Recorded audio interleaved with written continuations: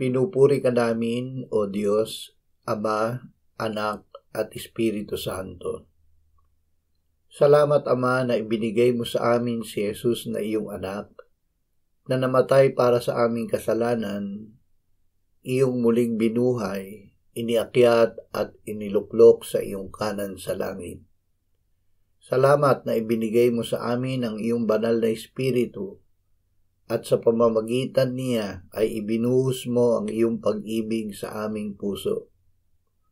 Ama, ang ibinigay mo sa amin ay hindi lamang kapatawaran o pagpapanibagong sigla ng buhay o kabanalan o kaluwalhatian, kundi mismong si Jesus na iyong anak na sumaamin kung paanong siya ay nasa iyo.